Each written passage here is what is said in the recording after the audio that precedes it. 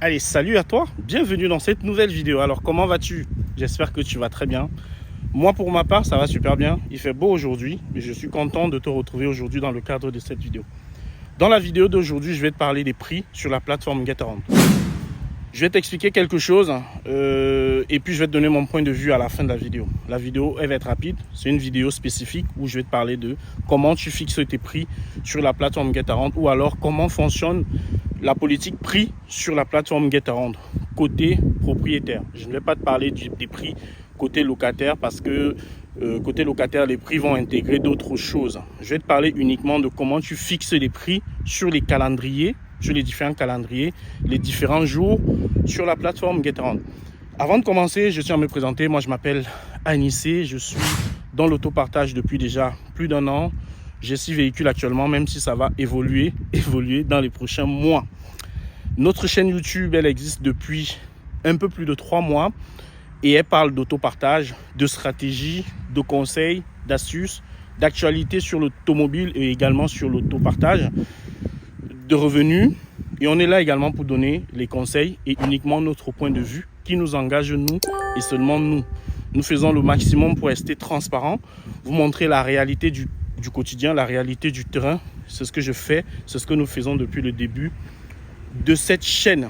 Donc, dans la vidéo d'aujourd'hui, je te parle des prix et je te dis, on y va pour la vidéo.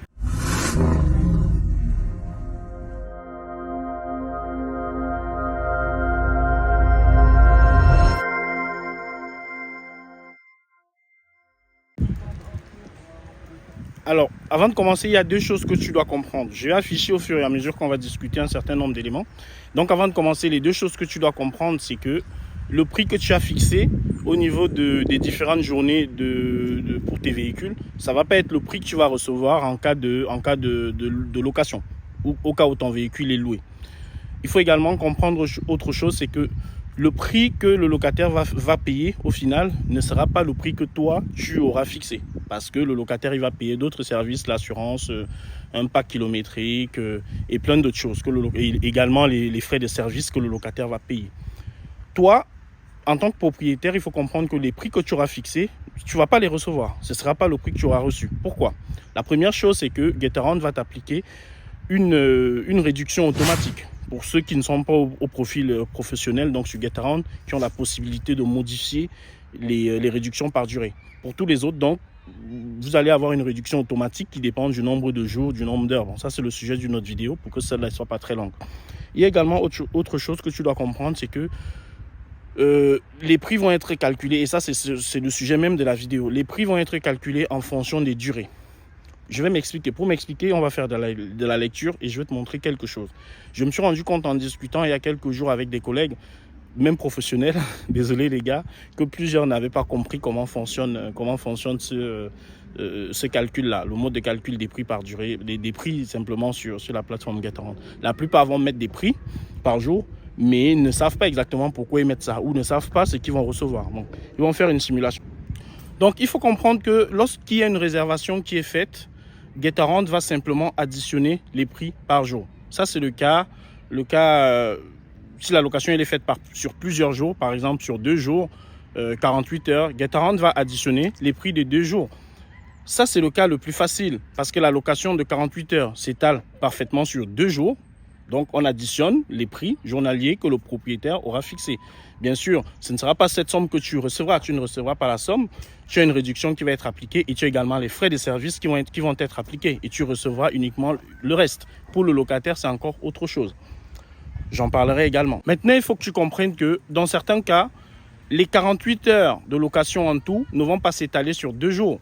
Ils vont s'étaler sur 3 jours. Par exemple, les locations du vendredi après-midi au dimanche vont s'étaler sur 3 jours. Une partie du vendredi, le samedi et le dimanche. Mais ce ne sera pas une location de 68 heures, ce sera une location de 48 heures, plutôt 72. Ce ne sera pas une location de 72 heures, ce sera une location de 48 heures, mais qui s'étale sur 3 jours. OK? Et c'est à ce moment que ça devient important pour les propriétaires de comprendre comment ça fonctionne. Je vais t'afficher quelque chose ici et on va faire la lecture ensemble et je t'explique ça rapidement. OK. Alors, je vais commencer par... lorsqu'un véhicule est réservé, nous additionnons les prix par jour selon les dates de réservation. il s'agit de la première étape pour calculer le prix de base de la réservation, de la location. Jusque-là, on est d'accord. C'est ce dont j'ai parlé, l'addition des différents prix sur les journées. Jusque-là, il n'y a pas de problème.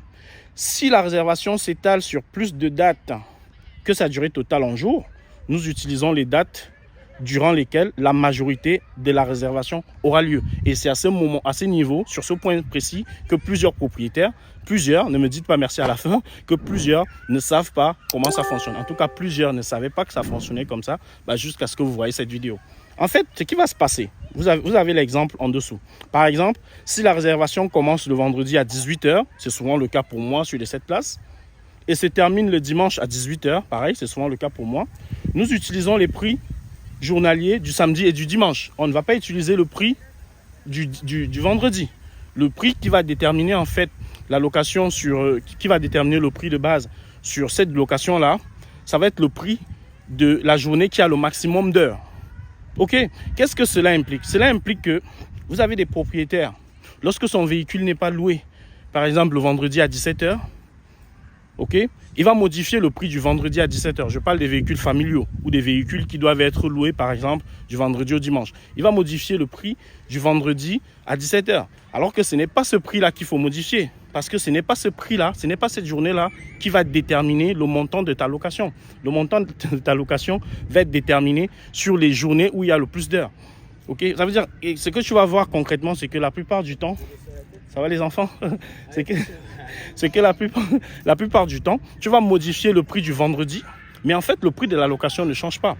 Parce que ce n'est pas cette journée-là qui va te déterminer le prix de ta location. Si tu veux vraiment voir une modification dans ton prix de la location, tu veux faire une réduction pour les locataires pour que ton véhicule puisse être loué, c'est le prix du samedi ou probablement du dimanche qu'il va falloir modifier, parce que ce sera ces journées-là qui seront les maximums de journées pour des personnes qui mettent par exemple 2 jours minimum de location. Ce sera le samedi ou la journée du dimanche qui va déterminer en fait le montant de ta location. Ce ne sera pas le vendredi. Donc ce truc-là a plusieurs effets. Le premier effet, c'est celui-là, c'est de choisir la bonne journée pour modifier. Ok, par exemple, si tu veux faire une modification le vendredi, par exemple matin, pour que ton véhicule puisse partir, fais attention, parce que en modifiant ton prix le vendredi matin, par exemple, pour les véhicules qui doivent être loués pour 2 jours, un locataire malin, tu vas te faire avoir. Et ça m'est arrivé plusieurs fois. Ça m'est arrivé plusieurs fois. Tu vas te faire avoir, pourquoi? Parce que le locataire qui sait comment ça fonctionne, ou qui fait plusieurs simulations avant de réserver le véhicule, va voir que tu as modifié ton véhicule, ton prix le vendredi matin, et donc il va louer ton véhicule le vendredi matin, par exemple, jusqu'au samedi, jusqu'au samedi après-midi. Ça va compter pour 2 jours. Mais la journée du vendredi matin où tu auras modifié ton prix va être prise en compte dans le prix total. Et si tu as baissé fortement le prix le vendredi matin, en fait, la location de 2 jours, tu vas recevoir 100 € ou 120 €. Parce que tu n'as pas bien modifié, tu aurais peut-être dû modifier le dimanche ou peut-être le samedi. Mais en modifiant le prix du vendredi matin, le vendredi matin, en fait, on est au début de la journée. Donc, il y a de fortes chances que le calcul du prix de la location prenne en compte la journée du vendredi, donc, où tu auras déjà un prix qui est bas. Je ne sais pas si ça se comprend, parce que là, c'est plutôt quelque chose qui est facile à expliquer, mais difficile avec je n'ai pas d'image, à part l'image que je vous ai montrée. Donc, il faut choisir la bonne journée pour faire ta modification. Mais ce que tu dois retenir de cette vidéo, ce que tu dois vraiment retenir, c'est que ce sont les journées où tu as le plus d'heures qui vont déterminer le montant de la location. Ok, donc si tu dois faire une modification, soit pour augmenter le prix, soit pour le baisser, il faut choisir la bonne journée. La journée qui a le plus d'heures, c'est elle qui a un impact sur le montant de ta location. La journée qui n'a pas plus d'heures ne sera pas prise en compte. Ok, donc ce point-là, il est important. Je voulais faire cette petite vidéo rapide avec toi. Je ne sais pas si ça se comprend. Et j'en ai parlé avec des collègues il y a quelques jours, et les écailles sont tombées de leurs yeux. Pourtant, c'est vraiment quelque chose d'assez basique, et c'est vraiment dans les conditions générales. Il faut aller les lire.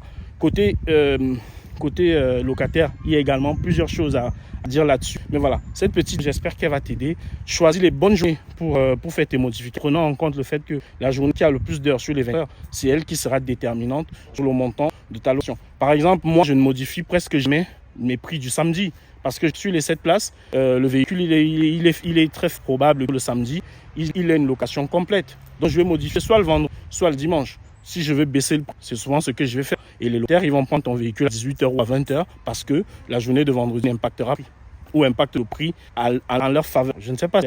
De toute façon, je voulais faire cette petite vidéo avec toi. On se dit à très bientôt. Il y a beaucoup de choses à dire sur la stratégie prix. On se dit à très bientôt pour la prochaine vidéo. Abonne-toi si cette vidéo t'a apporté quelque chose. Sinon, je te mets une autre vidéo ici à côté. Je te mets cette vidéo-là. Va la regarder, elle est importante. Elle va t'apporter beaucoup d'éléments. Je te la mets juste là. On se dit à très bientôt. Ciao.